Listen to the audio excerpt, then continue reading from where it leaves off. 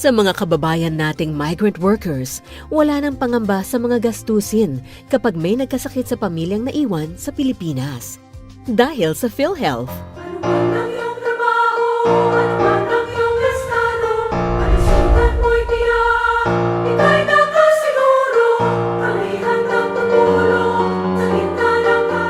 Madali lamang ang magparehistro sa PhilHealth. Punan ang PhilHealth Member Registration Form o PMRF na maaaring hingin sa alinmang local health insurance office ng PhilHealth o i-download sa www.philhealth.gov.ph. Maaring ideklarang dependents ang mga sumusunod.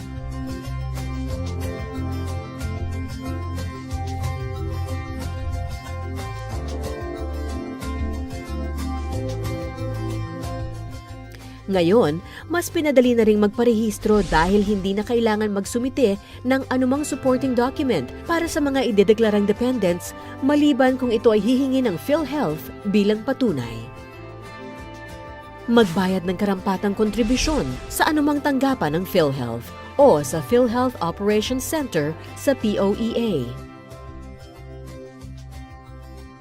Maaari ring mag-enroll sa pamamagitan ng pag-email sa PhilHealth. I-email ang pinunang PhilHealth Member Registration Form o PMRF sa owp@philhealth.gov.ph ng OFP or Overseas Operations Center Virtual Office. Hintayin ang notification mula sa PhilHealth sa inyong email.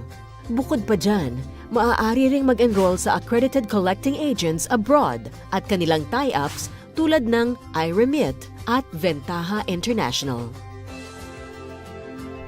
Matapos makumpleto ang pagpaparehistro, ikaw ay makakatanggap ng Health Insurance ID Card na nagtataglay ng PhilHealth Identification Number o PIN at Member Data Record o MDR na nagtataglay ng listahan ng mga dependents na maaaring gumamit ng benepisyo.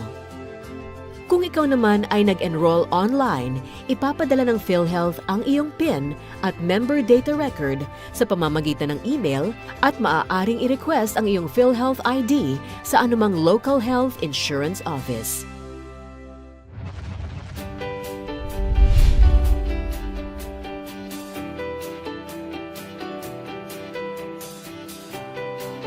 Upang siguradong tuloy-tuloy na protektado at hindi maantala ang paggamit ng benepisyo, siguraduhing laging bayad ang inyong premium contribution at mag-remit bago mag-expire ang huling bayad.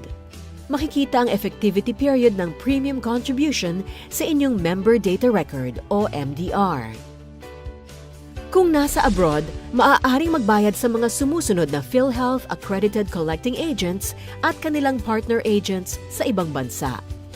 Development Bank of the Philippines, Philippine Veterans Bank, Land Bank of the Philippines, iRemit Incorporated, Ventaha International Corporation, Bank of Commerce, Asia United Bank.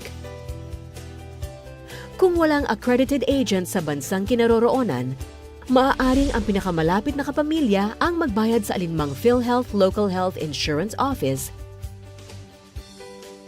Simula Enero 2014, ang halaga ng premium contribution ay 2,400 pesos isang taon. Pwede ring magbayad ng pauna para sa 2 taon o ayon sa bilang ng taon na nakasaad sa kontrata subalit hindi dapat humigit sa 5 taon.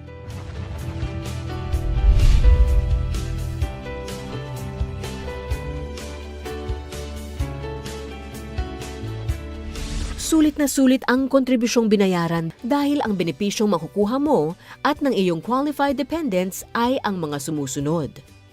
Case rates o mga benepisyong may nakatalagang halaga para sa subsidiya sa gastusing medikal sa lahat ng karamdaman o operasyon. Tanging ang halagang lalagpas dito ang kailangang bayaran.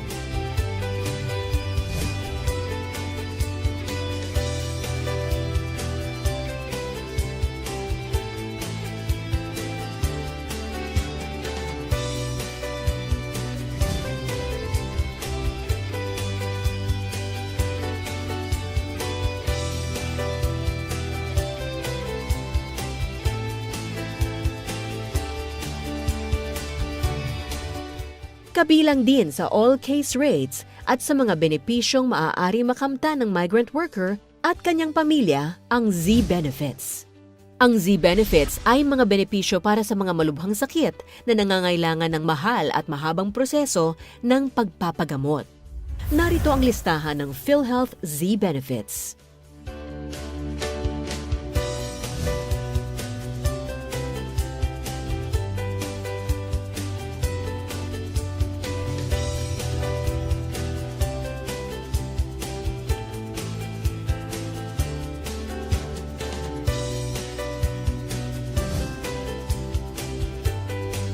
May mga special packages din kung saan fixed rates din ang benepisyo.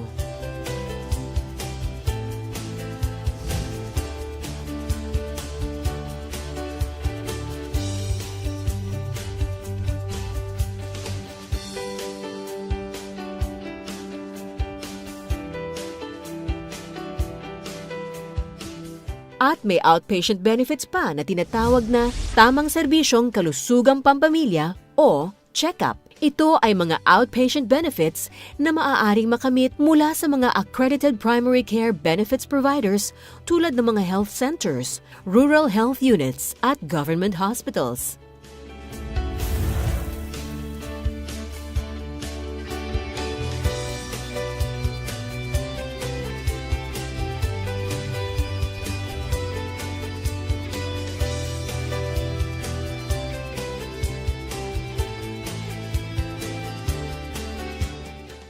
Paano ang pag-avail? Isumite ang mga sumusunod sa billing section ng ospital upang maibawas agad sa bill ang mga benepisyo sa PhilHealth. Maayos at kumpletong napunan na PhilHealth Claim Form 1, kopya ng updated member data record, health insurance ID card, at iba pang dokumentong kinakailangan. Kopya ng katunayan ng kaukulang kontribusyon. Ito ang PhilHealth Official Receipt. Matapos ang processing ng claim, ang miyembro ay makakatanggap ng PhilHealth Benefit Payment Notice o BPN. Kung may pagkakaiba sa mga benepisyong nakasulat dito at statement of account ng ospital, makipag-ugnayan sa ospital at doktor. Sakali namang maospital sa ibang bansa, huwag mag-alala, i-reimburse pa rin ng PhilHealth ang bahagi ng iyong mga gastusin.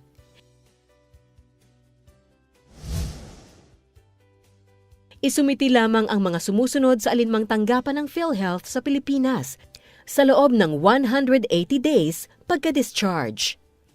1. Kopya ng medical certificate kung saan nakasaad ang final diagnosis, confinement period at services rendered. 2. Maayos at kumpletong napunan na PhilHealth Claim Form 1. 3. Kopya ng official receipt o detalyadong statement of account. 4. Updated member data record o anumang alternatibong dokumento na magpapatunay ng pagkakakilanlan o photocopy ng latest proof of payment. Paalala, kung retirado at nakapagbayad na ng 120 months contribution at higit pa, sila ay dapat nang magparehistro bilang lifetime member. Maaari nang i-enjoy ang mga benepisyo nang hindi na kailangang maghulog ng kontribusyon sa PhilHealth. Tandaan, para may peace of mind sakali mang ikaw ay magkasakit o ang kapamilyang naiwan sa Pinas, siguraduhing nakarehistro sa PhilHealth, bayad ang kontribusyon, at alam ang mga benepisyo. Para sa karagdagang impormasyon, makipag-ugnayan sa PhilHealth.